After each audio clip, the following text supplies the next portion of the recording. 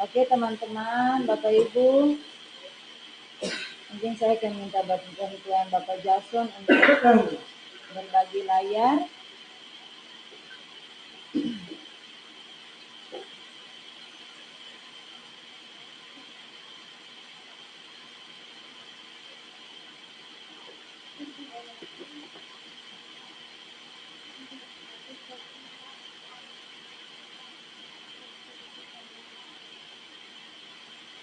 Oke teman-teman, Bapak Ibu, saya akan membagikan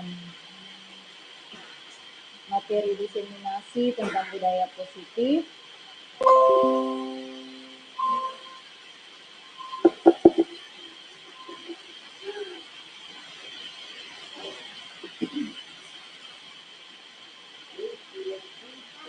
Tentang budaya positif, yang pertama disiplin positif dan nilai-nilai kebajikan universal.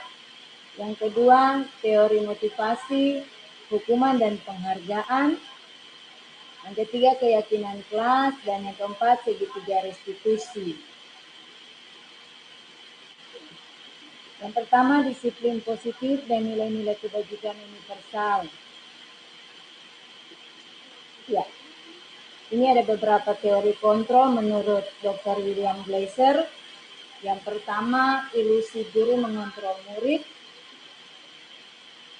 Yang kedua, ilusi bahwa semua penguatan positif, efektif, dan bermanfaat. Yang ketiga, ilusi bahwa kritik dan membuat rasa bersalah dapat menguatkan karakter. Dan yang keempat, ilusi bahwa orang dewasa memiliki hak untuk memaksa. Kita lihat yang pertama, ilusi bahwa guru mengontrol murid. Pada dasarnya kita tidak dapat memaksa murid untuk berbuat sesuatu. Jikalau murid tersebut dia memilih untuk tidak melakukannya, walaupun tampaknya guru itu sedang mengontrol perilaku muridnya. Hal demikian terjadi karena murid sedang mengizinkan dirinya dikontrol. Saat itu bentuk kontrol guru menjadi kebutuhan dasar yang dipilih murid tersebut. Teori kontrol ini menyatakan bahwa semua perilaku yang dilakukan oleh peserta didik itu dia memiliki tujuan, bahkan terhadap perilaku yang disukai. Kemudian fungsi positif dan bermanfaat. Setiap penguatan positif ataupun bujukan itu adalah bentuk-bentuk daripada kontrol. Segala usaha untuk mempengaruhi peserta didik agar mengulangi sesuatu perilaku tertentu itu adalah salah satu usaha untuk mengontrol murid tersebut. Dalam jangka waktu tertentu, kemungkinan murid tersebut akan. Nah, sebenarnya apa sih makna daripada disiplin itu? Makna kata disiplin, dia berasal dari bahasa Latin yang artinya disiplina, yang artinya belajar. Makna asal kata ini dia berkonotasi dengan disiplin diri dari murid-murid Sokrates dan Plato. Kemudian disiplin diri ini membuat orang menggali potensinya menuju pada sebuah tujuan apa yang dia hargai. Namun dalam budaya kita makna kata disiplin telah berubah menjadi sesuatu yang dilakukan seseorang pada orang lain untuk mendapatkan kepatuhan. Kecenderungan umum adalah menghubungkan kata disiplin dengan ketidaknyamanan, bukan dengan apa yang kita hargai atau pencapaian suatu tujuan mulia. Nah, menurut Ki Hajar Dewantara, di mana ada kemerdekaan, disitulah harus ada disiplin yang kuat. Nah, untuk itu maka harus ada nilai-nilai kebajikan. Nilai-nilai kebajikan universal terdiri sendiri telah diperkenalkan pada pembelajaran yang telah saya diseminasikan untuk kita semua di malam hari ini, yang berarti nilai-nilai yang telah disepakati bersama, lepas dari kita punya suku bangsa, agama, bahasa, maupun latar belakangnya. Nilai-nilai universal ini merupakan payung besar dari sikap dan perilaku kita, atau nilai-nilai ini merupakan fondasi bagi perilaku setiap kita. Nah, beberapa institusi atau organisasi pendidikan telah memiliki nilai-nilai kebajikan yang diyakini dan disepakati bersama.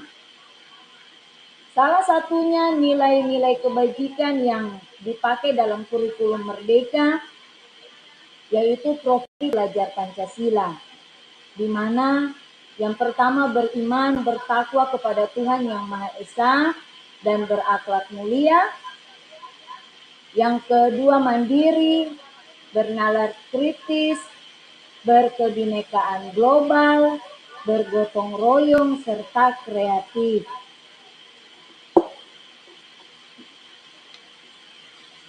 Yang kedua, ada teori motivasi, hukuman, dan penghargaan restitusi.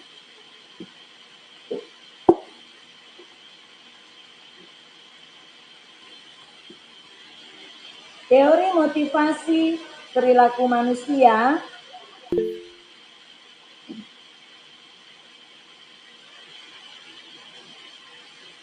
yang pertama, untuk menghindari ketidaknyamanan atau hukuman.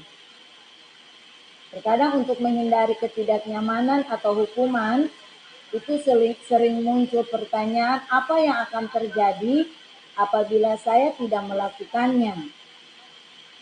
Nah, ini salah satu motivasi yang mempengaruhinya itu adalah motivasi eksternal. Ini adalah tingkat terendah dari motivasi perilaku manusia. Biasanya orang yang motivasi perilakunya untuk menghindari hukuman atau ketidaknyamanan akan bertanya, apa yang akan terjadi apabila saya tidak melakukannya? Sebenarnya mereka sedang menghindari permasalahan yang mungkin muncul dan berpengaruh pada mereka secara fisik, psikologis, maupun tidak terpenuhinya kebutuhan mereka. Bila mereka tidak melakukan tindakan tersebut, motivasi ini bersifat eksternal. Kemudian yang kedua, untuk mendapatkan imbalan dari orang lain atau institusi. Satu tingkat di atas motivasi yang pertama tadi, di sini orang berperilaku untuk mendapatkan imbalan atau penghargaan dari orang lain. Orang dengan motivasi ini pasti dia akan bertanya, apa yang akan saya dapatkan apabila saya melakukannya? Nah, mereka melakukan sebuah tindakan itu semuanya untuk mendapatkan hanya pujian dari orang lain. Menurut mereka penting dan mereka letakkan dalam dunia berkualitas mereka. Mereka juga melakukan sesuatu untuk mendapatkan hadiah, pengakuan, dan imbalan. Motivasi ini juga bersifat motivasi eksternal. Kita masuk pada motivasi yang ketiga, untuk menghargai diri sendiri. Orang dengan motivasi ini dia akan bertanya, saya akan menjadi orang yang seperti apa bila saya melakukannya? Nah, mereka melakukan sesuatu karena nilai-nilai yang mereka yakini dan hargai. Dan mereka melakukannya karena mereka ingin menjadi orang yang melakukan nilai-nilai mereka yakini tersebut. Nah, ini adalah motivasi yang akan membuat seseorang memiliki disiplin positif karena motivasi berperilakunya bersifat internal. berasal dari dalam diri sendiri.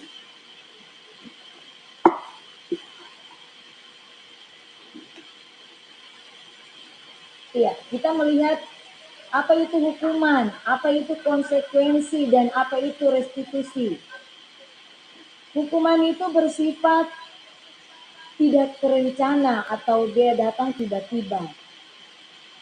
Anak atau murid tidak tahu apa yang akan terjadi dan tidak dilibatkan dalam setiap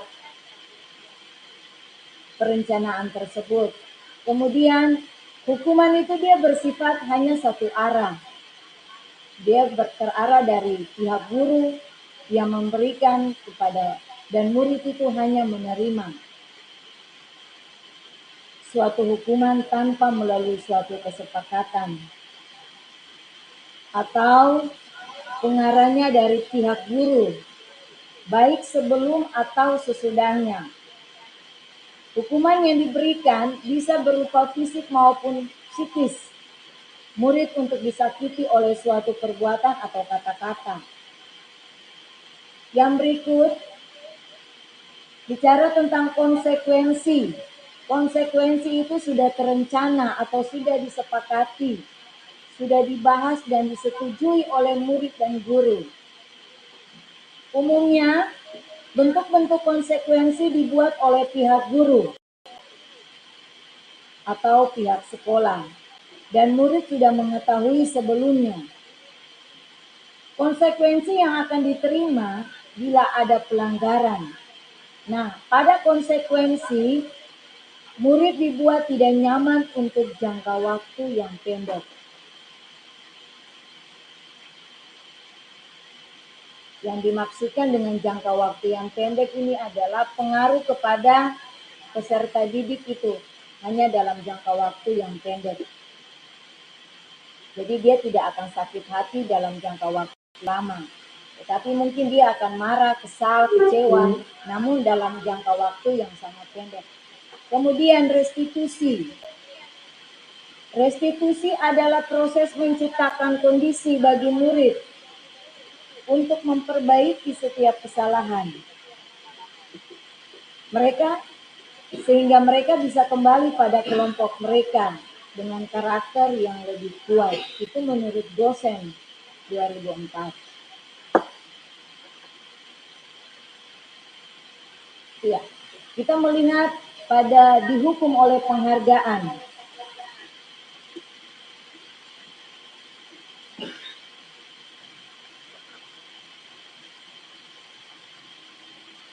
Ya, saat kita berulang kali menjanjikan hadiah kepada anak-anak agar berperilaku bertanggung jawab, atau kepada seorang murid agar mempelajari sesuatu yang baru, atau kepada seorang karyawan agar melakukan pekerjaan yang berkualitas. Kita sedang berasumsi bahwa mereka tidak dapat melakukannya, atau mereka tidak akan memilih untuk melakukannya. Nah, di sini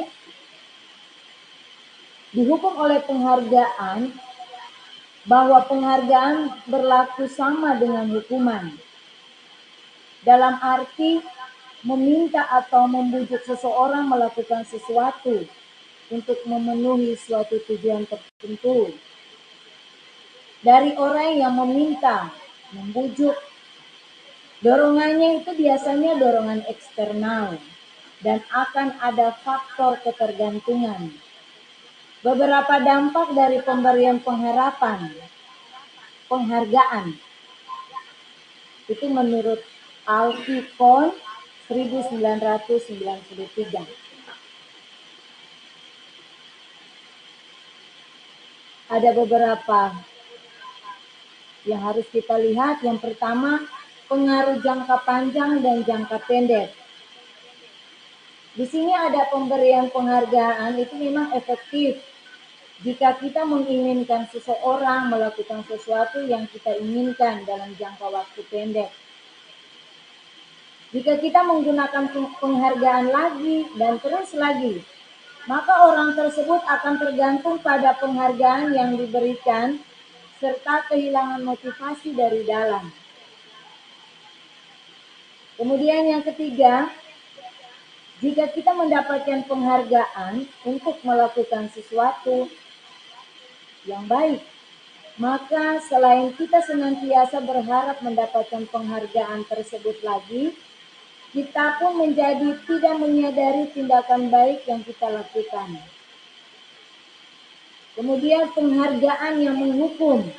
Penghargaan yang menghukum, mereka tidak mendapatkan, bagi mereka yang tidak mendapatkan penghargaan, misalnya ada sistem ranking di kelas.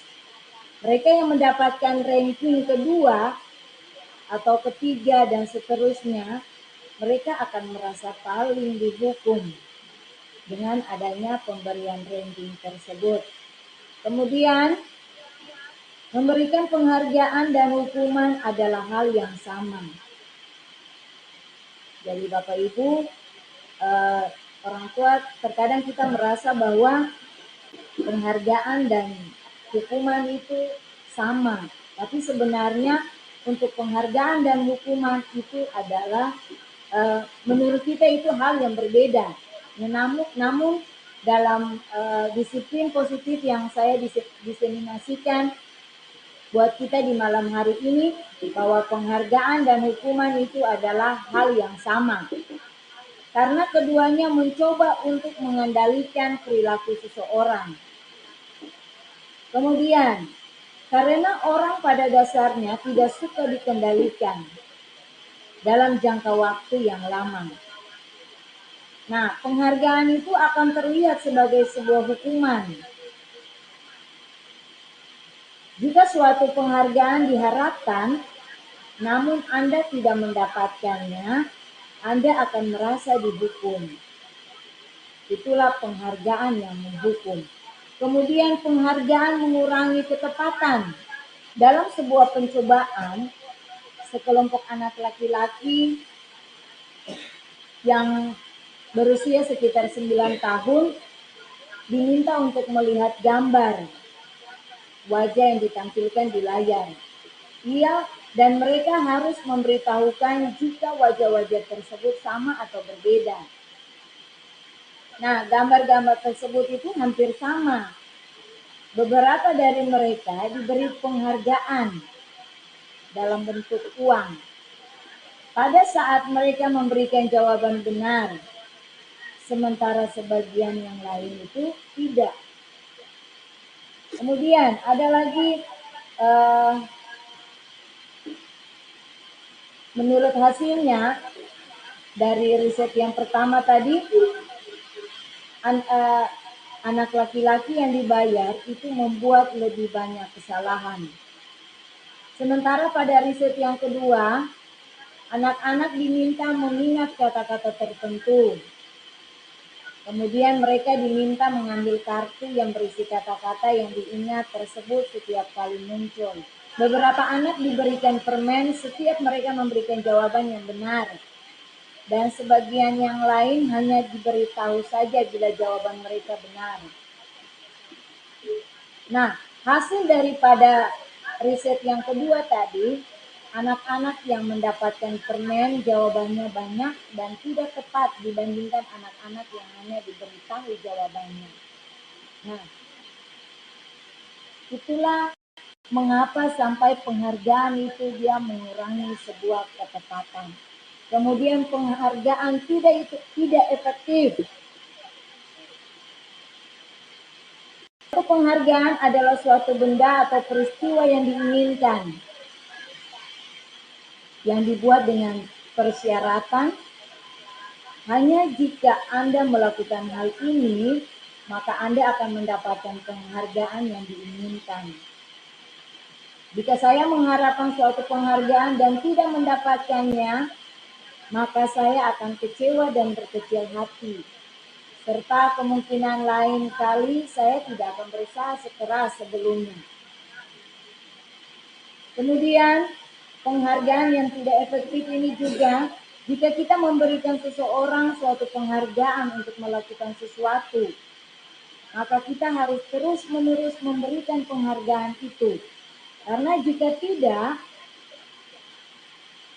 kita ingin orang tersebut meneruskan perilaku yang penghargaan itu jika kita ingin orang tersebut meneruskan perilaku yang kita inginkan. Orang yang berusaha berhenti merokok contohnya, atau orang yang berusaha diet menguruskan badan bila diberikan penghargaan, hampir pasti tidak berhasil. Kemudian, penghargaan merusak hubungan. Ketika seseorang yang diberikan penghargaan atau dipuji di depan orang banyak, maka yang lain itu akan merasa iri. Dan sebagian dari mereka akan tidak menyukai orang yang diberikan penghargaan tersebut.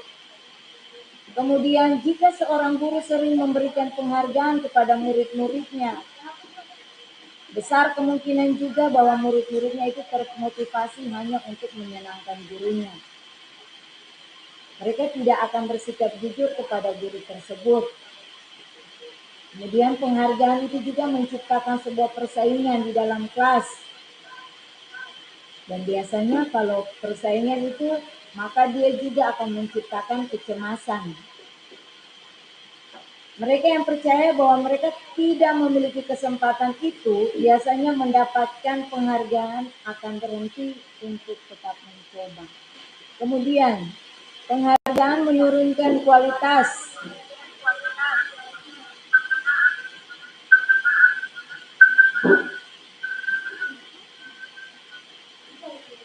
Pengamatan yang dilakukan oleh sekelompok mahasiswa dan mahasiswi yang sedang kerja praktik di sebuah surat kabar universitas, saat itu mereka sedang belajar menuliskan sebuah artikel tentang sebuah judul berita utama. Seiring waktu, mahasiswa tersebut semakin mampu bekerja dengan cepat. Kemudian, ada beberapa mahasiswa yang dibayar untuk setiap judul berita utama yang mereka mampu hasilkan. Dan setelah beberapa lama mahasiswa yang dibayar itu, hasil kinerjanya itu berhenti berkembang. Mereka yang tidak menerima bayaran terus berupaya untuk mengasah diri menjadi lebih baik. Kemudian, penghargaan yang mematikan kreativitas. Murid-murid diminta berpikir mengenai hadiah atau penghargaan yang bisa mereka dapatkan bila berhasil menulis sebuah puisi.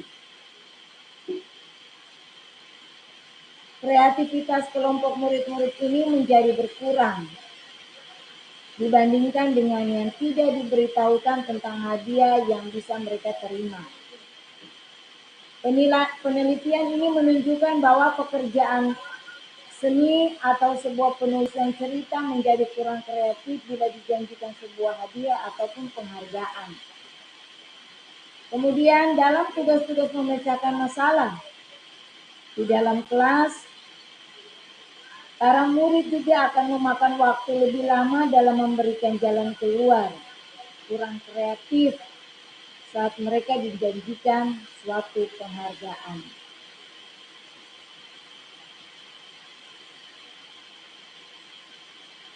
Kemudian penghargaan mematikan kreativitas, sudah penghargaan mengurangi motivasi intrinsik.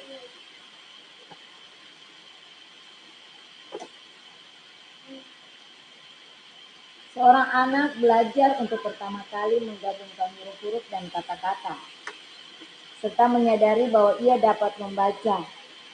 Timbul pijar di matanya dan sebuah senyuman di wajahnya. Anak tersebut begitu gembira bahwa ia telah mempelajari dan menguasai suatu keterampilan baru. Kesadaran akan kemampuannya bahwa dia sudah dapat membaca sesungguhnya sudah merupakan sebuah penghargaan. Itulah penghargaan dapat mengurangi motivasi intrinsik. Jika kita memberikan penghargaan kepada seorang anak pada saat ia sedang merasa bangga dengan pencapaiannya sendiri, maka kita akan mengambil kegembiraan yang saat itu sedang dirasakan secara alamiah. Ya, itu adalah beberapa hukuman karena sebuah penghargaan. Ya, kita masuk pada keyakinan kelas, salah satu budaya positif yang dijalankan juga di sekolah-sekolah. Mengapa tidak peraturan saja? Mengapa harus keyakinan kelas? Nah, ini ada muncul pertanyaan, mengapa tidak peraturan saja? Mengapa harus keyakinan kelas? Kalau kita melihat anak-anak kita yang sudah sekarang, kalau mereka sudah duduk di bangku SMP, terhitung dari waktu mereka masih SD kemarin, biasanya di sekolah kita menggunakan yang namanya kesepakatan. Kita menggunakan yang namanya, sebelumnya menggunakan kata aturan kelas. Nah, namun karena ada regulasi dengan adanya kurikulum merdeka, muncullah salah satu budaya positif yang namanya keyakinan kelas. Dan mengapa tidak kata peraturan saja, mengapa harus kata keyakinan? Coba Bapak Ibu baca ketiga pertanyaan yang muncul. Yang pertama, mengapa kita memiliki peraturan harus menggunakan helm bila mengendarai kendaraan roda 2? Yang kedua, mengapa kita memiliki peraturan 3M menggunakan masker, mencuci tangan, dan menjaga jarak? Yang ketiga, mengapa kita memiliki peraturan harus datang tepat waktu pada saat mengikuti pelatihan? Nah, tiga pertanyaan ini, coba Bapak Ibu merenungkan kurang lebih 30 detik dan berpikir untuk nomor 1, nomor 2, dan nomor 3. Dan mungkin Bapak Ibu bisa menjawab ke kolom chat, mengapa kita memiliki peraturan harus menggunakan helm bila mengendarai kendaraan roda 2? Apakah karena itu sebuah aturan, ataukah supaya tidak terkena panas, ataukah jawaban Bapak Ibu seperti apa? Mungkin bisa dimasukkan ke kolom chat. Kemudian untuk pertanyaan kedua, mengapa kita memiliki peraturan 3M? Menggunakan masker, mencuci tangan, dan menjaga jarak 1,5 meter. Iya, dari tiga pertanyaan ini, untuk pertanyaan yang pertama, Bapak Ibu, kita melihat di sini sudah pasti menggunakan helm selain untuk mematuhi sebuah aturan yang berlaku, kita menyadari sungguh bahwa menggunakan helm itu salah satu nilai yang dapat kita ambil dari menggunakan helm itu adalah nilai keselamatan. Begitu juga dengan peraturan 3M. Pada saat corona kemarin, kalau kita tidak mematuhi peraturan 3M, sudah pasti keselamatan kita pun akan terancam. Kemudian, untuk soal nomor 3, mengapa kita memiliki peraturan harus datang tepat waktu? Supaya tidak bisa saja kita memiliki jawaban supaya tidak terlambat, supaya bisa menerima pelajaran yang pertama. Bisa juga ada motivasi-motivasi yang lain seperti supaya dilihat oleh guru, dilihat oleh kepala sekolah. Nah, namun sebenarnya nilai yang terkandung daripada pertanyaan yang ketiga adalah nilai disiplin. Nah, untuk mendukung setiap motivasi intrinsik, maka kita harus kembali ke nilai-nilai ataupun keyakinan-keyakinan tadi. Lebih menggerakkan seseorang dibandingkan mengikuti serangkaian peraturan-peraturan. Jadi bukan cuma karena aturan kita harus menggunakan helm, karena jika itu sebuah aturan yang harus kita ambil menjadi sebuah motivasi intrinsik, maka ketika tidak ada polantas, maka kita sudah pasti tidak akan menggunakan helm. Ataukah mungkin kita berada di tempat di mana orang-orang yang di sekitar kita bisa kita kuasai, maka kita tidak akan menegakkan peraturan 3M. Nah, ini karena didukung oleh motivasi intrinsik tadi yang berkaitan dengan nilai-nilai keyakinan, sehingga dari 3 pertanyaan ini kita bisa melihat bahwa nilai-nilai yang terkandung di dalamnya bukan lebih terarah kepada setiap peraturan-peraturan yang ada di daerah kita.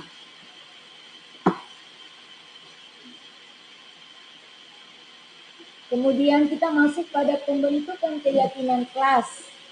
Pembentukan keyakinan kelas di sekolah kita masing-masing, Bapak Ibu. Keyakinan kelas itu dia bersifat lebih abstrak daripada peraturan yang lebih rinci dan konkret. Nah, keyakinan kelas berupa pernyataan-pernyataan yang universal.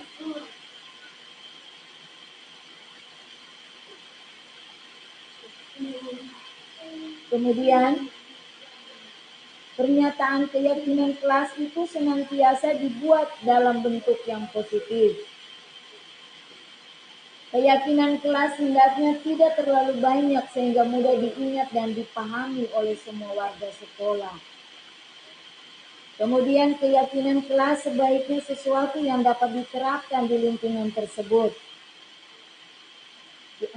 Berikut, semua warga kelas hendaknya ikut berkontribusi dalam pembuatan keyakinan kelas lewat kegiatan curhat pendapat. Yang berikut, bersedia meninjau kembali keyakinan kelas dari waktu ke waktu.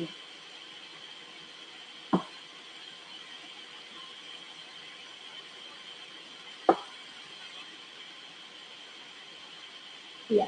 Adapun kegiatan-kegiatan yang biasanya dilakukan untuk mendalami setiap keyakinan kelas, di sini ada kegiatan bentuk Y dan juga kegiatan bentuk T. Ini biasanya dilakukan untuk meninjau kembali setiap saat nilai-nilai yang ada dalam keyakinan kelas yang telah disepakati melalui kegiatan-kegiatan yang ada di sekolah. Ya, kita masuk pada budaya positif yang berikut, yaitu restitusi. Restitusi itu adalah sebuah cara menanamkan disiplin positif pada murid. Restitusi adalah proses menciptakan kondisi bagi murid untuk memperbaiki kesalahan mereka, sehingga mereka tidak kembali pada kelompok mereka dengan karakter yang lebih kuat. Itu menurut Gosen pada 2004. Restitusi juga adalah proses kolaborasi yang mengajarkan murid untuk mencari solusi untuk setiap masalah yang mereka lakukan dan membantu murid untuk berpikir tentang cara orang seperti apa yang mereka inginkan dan bagaimana mereka harus memperlakukan orang lain. Itu menurut Charles Gosen 1996. Nah, adapun cara yang dilakukan oleh para guru dengan menggunakan segitiga restitusi. Nah, di sini ada 3 tahapan yang dapat dilakukan untuk dalam segitiga restitusi untuk mengatasi setiap permasalahan yang dilakukan oleh peserta didik kita. Yang pertama, menstabilkan identitas. Nah, ini adalah tahapan yang pertama yang biasanya dilakukan oleh seorang guru ketika seorang anak itu dia mengalami sebuah masalah ataupun dia melakukan sebuah kesalahan. Ini adalah tahapan yang pertama yang harus dilakukan oleh guru. Menstabilkan identitas, kemudian validasi tindakan yang salah, kemudian menanyakan keyakinan kelas.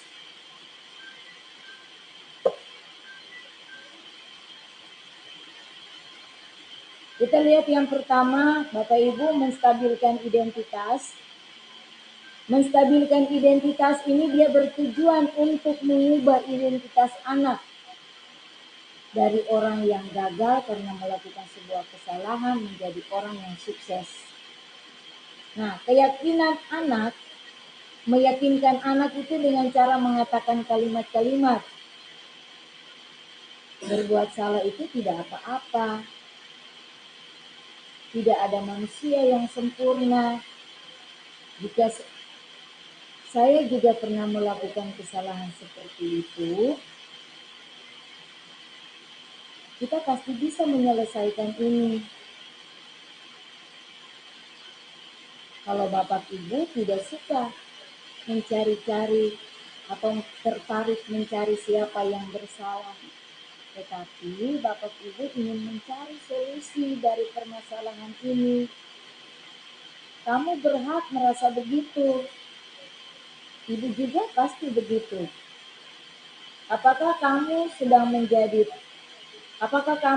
menjadi teman yang baik buat dirimu sendiri?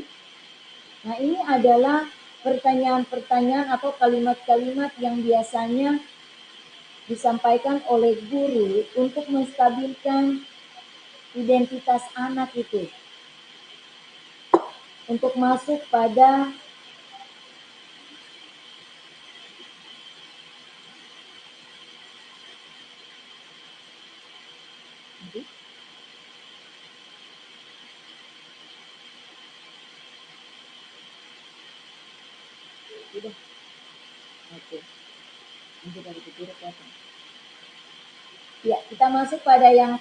Ya, kita masuk pada yang kedua. Yaitu tahapan yang kedua adalah validasi tindakan yang salah. Setiap tindakan kita yang kita lakukan dengan suatu tujuan. Nah, yaitu memenuhi kebutuhan dasar. Kalau kita memahami kebutuhan dasar apa yang mendasari setiap tindakan kita, maka kita akan bisa menemukan cara-cara yang paling efektif untuk memenuhi kebutuhan tersebut.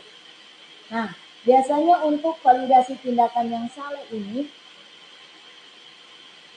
sering muncul kalimat-kalimat untuk memvalidasi kebutuhan siswa itu seperti, padahal kamu bisa melakukan yang lebih buruk dari ini ya.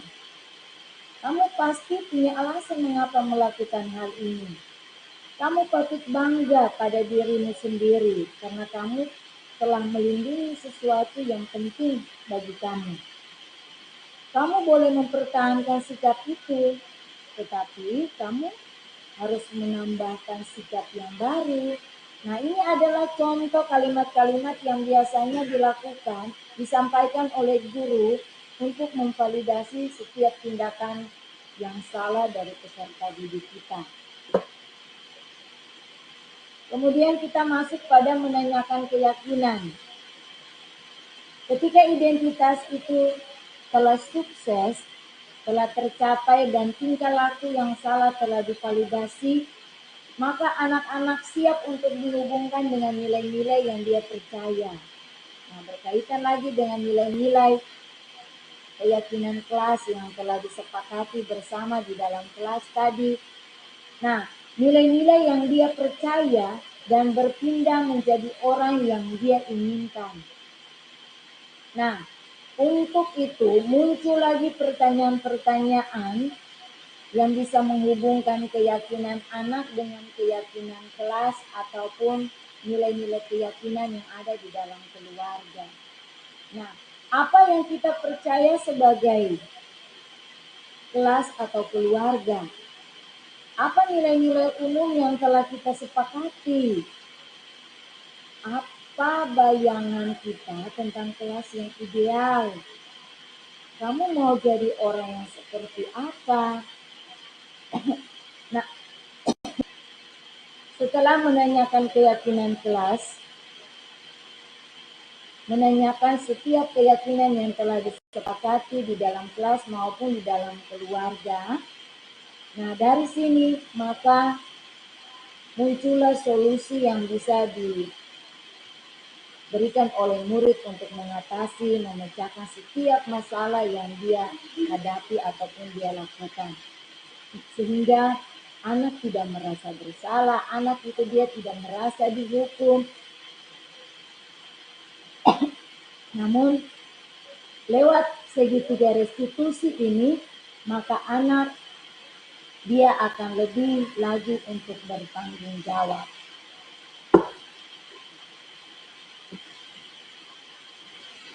Nah, inilah pelaksanaan segitiga restitusinya dilakukan secara terpisah dari teman-teman yang lain, sehingga anak itu tidak merasa tertuduh atau merasa bersalah, karena dia dibawa secara khusus bersama dengan gurunya ke tempat yang terpisah. Mungkin itu materi yang bisa saya sampaikan di malam hari ini tentang budaya positif. Untuk itu terima kasih buat kita semua. Mungkin ada dari Bapak Ibu yang ingin menyampaikan sesuatu ataupun mau bertanya. Mungkin saya kasih kesempatan.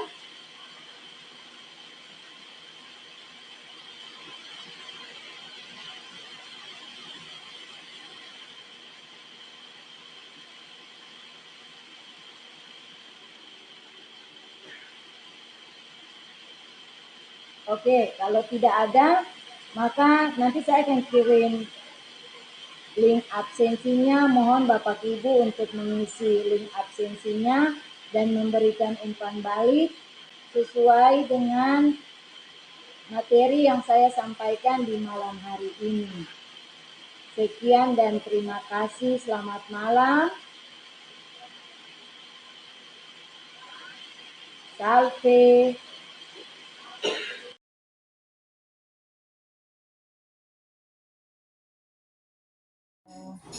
Elis tahu kenapa Ibu Guru panggil Elis ke sini?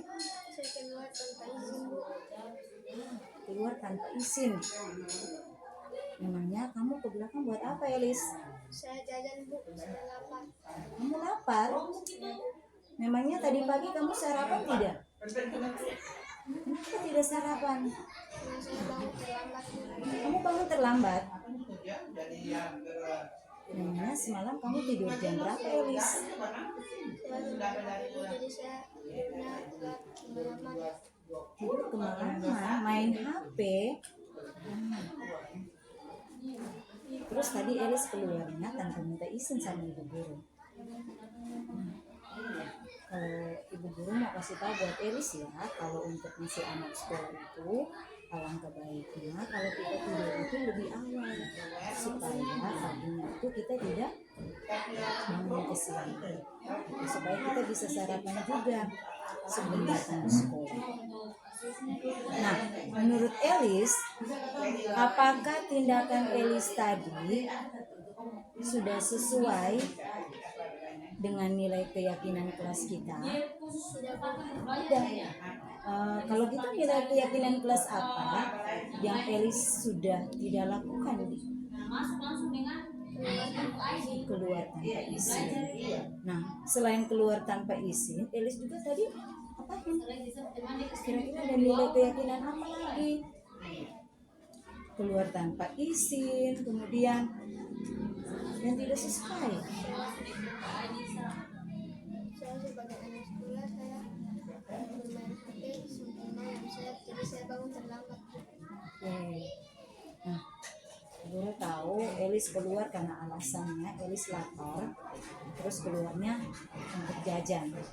Ya. Nah, terus Elis sudah mengakui ke Ibu Guru ada nilai keyakinan yang Elis tidak lakukan di kegiatan yang tadi tuh. Nah, menurut Elis, apakah ada solusi untuk menyelesaikan masalah Elis yang bangun kesiangan tadi sampai tidak sarapan pagi? Ada. Oh ya, menurut Elis apa yang bisa Elis lakukan? Saya tidak boleh bermain HP sampai malam dan saya tidak harus tepat waktu. Disiplin waktu. Nah, kalau gitu Elis sepakat. Mulai dari kapan Elis akan tidur lebih awal supaya bangunnya tidak kesiangan? Sejak kapan nanti? Bagus. Berarti mulai dari besok Elis datang pasti tepat waktu ya. Kita sepakat ya. Oke. Terima kasih Elis. Selamat siang. Perkenalkan, nama saya Elis. Hari ini saya sangat merasa senang dan berterima kasih kepada Ibu Guru karena telah dibimbing untuk menemukan solusi agar tidak bangun terlambat dan sebelum ke sekolah harus sarapan pagi. Sekian dan terima kasih.